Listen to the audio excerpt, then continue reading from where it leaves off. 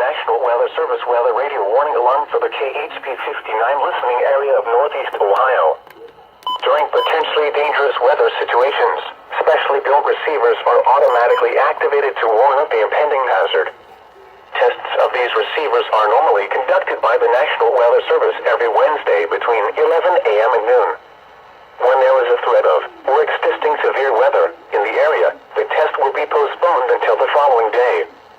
This ends the test of the National Weather Service weather radio warning alarm.